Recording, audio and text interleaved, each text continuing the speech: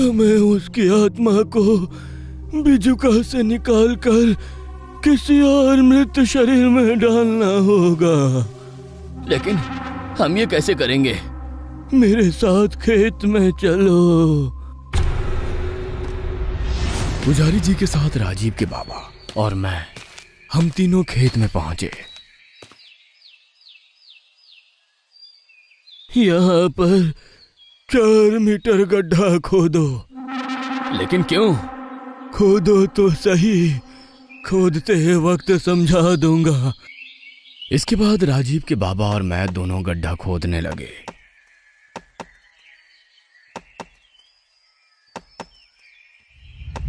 हमें एक मृत शरीर की जरूरत पड़ेगी। हमें उस मृत शरीर को यहाँ लाना होगा। जब दिन ढलेगा, मतलब संध्या काल होगी, जब ना तो दिन होता है ना रात, उस वक्त उसकी आत्मा की शक्ति काफी कम होगी। दिन में जो जमीन खोद कर उसमें आराम कर रहा होगा, तुम्हें संध्या काल को यही खेत में अपने खून की एक बूंद जमीन पर गिरानी होगी। इंसानी खून की बू सूंघ कर वो जमीन से बाहर निकलने के लिए मजबूर हो जाएगा और तुम्हारे पास आएगा। तुम अभिमंत्रित गोल के अंदर खड़े हुए होगे। जैसे ही वो घेरे में आएगा, तुम तुरंत उसमें से बाहर आ जाना और वहां से भाग जाना। अभिमंत्रित होने के कारण बिजुका घेरे से बाहर नहीं आ पाएगा। तभी मैं मंत्रों से उस मृत शरीर को जिंदा इंसान की तरह चलाऊंगा। लेकिन मृत शरीर को जिंदा शरीर की तरह कैसे चलाया जा सकता है? राजीव के बाबा ने बीच में टोकते हुए कहा। यह बहुत ही प्राचीन विद्या है। हर कोई पुजारी या तांत्रिक इसमें पारंगत नहीं हो सकता। लेकिन हमारी किस्मत अच्छी है कि मैं इस विद्या के बारे में जानता हूँ। मैं उस शरीर को जिंदा शरीर के जैसे चलाऊंगा और उसे घेरे के पास ले जाऊंगा और उसमें घेरे को तोड़ दूंगा। तभी वो बिजुका घेरे से बाहर आएगा और मृत शरीर पर हमला कर देगा। जब वो उस मृत शरीर को खा रहा होगा, तब उसकी कमजोर शक्ति उस मृत शरीर को खाने में चली जाएगी और उसका बिजुका का शरीर कमजोर पड़ जाएगा। और तभी तुम कुल्हाड़ी से उस बिजुका के 2 टुकड़े कर देना। उसके बाद टूटे हुए शरीर में वो फिर से प्रवेश नहीं कर पाएगा। इसीलिए वो उसी मृत शरीर में प्रवेश करेगा। वो मृत शरीर पहले से ही मेरे कब्जे में रहने के कारण मैं भिखू की आत्मा को उस पर नियंत्रित पाने नहीं दूंगा और फिर मैं खुद ही उस मृत शरीर को जमीन में बने 5 मीटर गड्ढे में कुदा दूंगा। इसके बाद हमें उस मृत शरीर को जमीन में गाड़ देने होंगे। साथ ही में वो कटा बिजुका भी हमें उसी गड्ढे में दफनाना होगा। तब जाके हम उससे छुटकारा पा सकते हैं।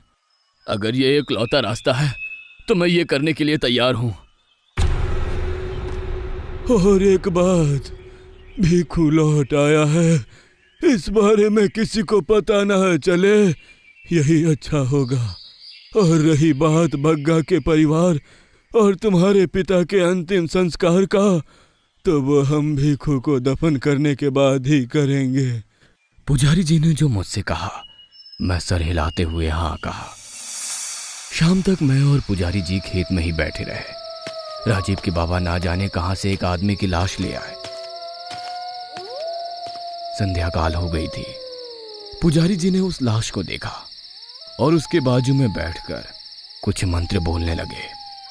उन्होंने मंत्रों से एक गोल घेरा बिल्कुल गड्ढे के बगल में बना दिया और उसमें राजीव के बाबा को खड़ा होने के लिए कहा और हमारा प्लान शुरू हो गया। मैं पुजारी जी के बगल में ही खड़ा था और पुजारी जी कुर्सी पर बैठे थे। राजीव के बाबा ने छुरी से अपनी उंगली काटी और उसमें से खून की बूंदें जमीन पर गिरी। उसके बस कुछ ही देर में हमसे कुछ ही दूरी पर जमीन का कुछ हिस्सा हिलने लगा। हम लोग उस तरफ देखने लगे और तभी जमीन के अंदर से वो खूनी बिजुका बाहर निकला।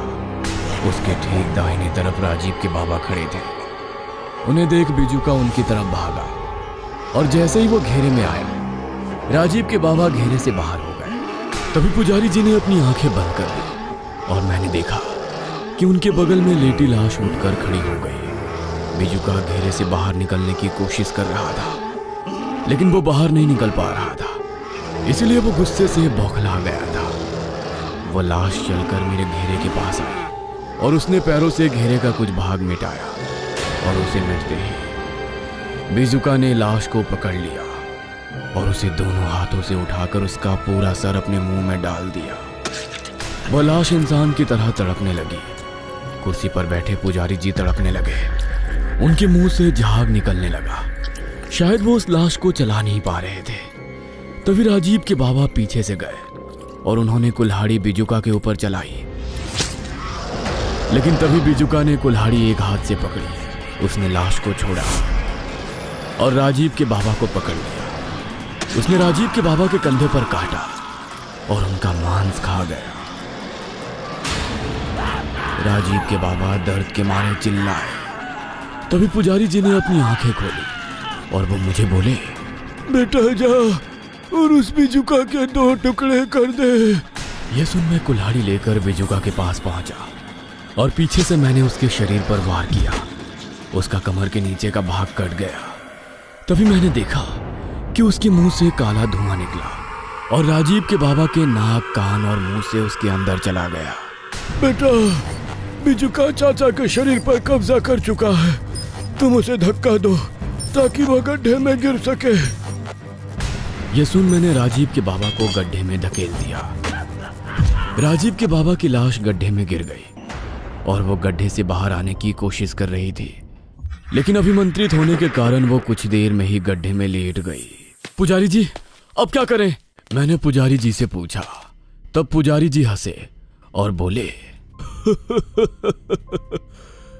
अब आगे जो करना है वह बस मुझे करना है। और ऐसा बोलकर उन्होंने कोई भभूत मेरे सिर पर फूंकी और मैं बेहोश होकर जमीन पर गिर गया।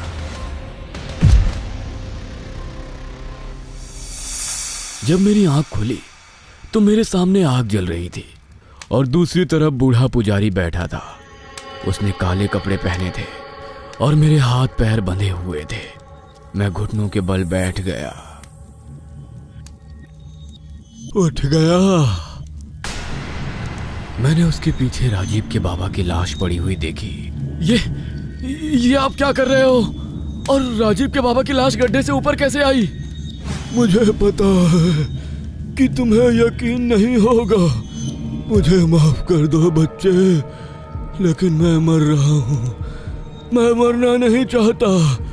ये बुढ़ापा मुझे और नहीं चाहिए। मैं बस मरे हुए शरीर को चला सकता हूँ। जिंदा शरीर में प्रवेश नहीं कर सकता, लेकिन भीखू कर सकता है। उसके पास वो विद्या है। मैंने बस भीखू के आत्मा के साथ सौदा किया। मैंने उससे जिंदा शरीर में प्रवेश करने की विद्या प्राप्त कर ली और बदले में उसे मुक्त कर दिया। अब मुझे नया जिंदा शरीर चाहिए ताकि मैं और जी सकूं, और वो शरीर मुझे तुम दोगे। ये सुन मेरे होश उड़ गए थे। मैं कभी सपने में भी नहीं सोचा था कि बूढ़ा पुजारी मेरे साथ ऐसा करेगा। लेकिन अगर आपकी आत्मा मेरे शरीर में प्रवेश करेगी तो मेरी आत्मा के साथ क्या होगा? तुम्हारी आत्मा हमेशा हमेशा के लिए पृथ्वी पर भटकती रहेगी। प्लीज प्लीज मुझे छोड़ दो, मुझे छोड़ दो। बस हो गया बच्चे। यह जैसे ही चाबुक तेरे शरीर पर गिरेगा, तेरी आत्मा तेरे शरीर से बाहर निकलेगी और उसके बाद मैं तुम्हारे शरीर में प्रवेश करूंगा और मेरी नई जिंदगी शुरू हो जाएगी। ऐसा कहकर वो अपनी जगह से उठा और मेरे पास आया।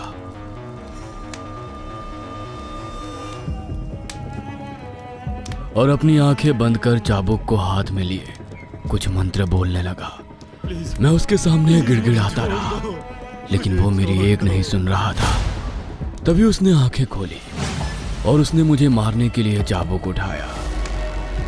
अब मैं दोबारा बचपन से अपनी जिंदगी शुरू करूंगा, उसने कहा कि तभी उसका सिर उसके शरीर से अलग हो गया और उसका शरीर जमीन पर गिर गया। चुप हो जा, कब से तेरी बकबक सुन रहा हूं। बूढ़े के पीछे खड़े राजीव के बाबा बोले। उन्हें देख मैं हैरान हो गया। शायद बीजुका ने उनके शरीर पर उनके जिंदा शरीर में प्रवेश किया था, लेकिन मैं उन्हें मरा हुआ समझ बैठा था, बिल्कुल उस पुजारी के जैसा। राजीव के बाबा ने मेरे हाथ पांव खोले। उस दिन मेरी जान जैसे तैसे बच गई। उसके बाद हम दोनों ने घटी सभी घटनाएं गांव वालों को बताई और मेरे बाबा, बग्गा और उसके परिवार वालों का अंतिम संस्कार किया। भीकू की आत्मा के साथ क्या हुआ ये हमें कभी पता नहीं चला।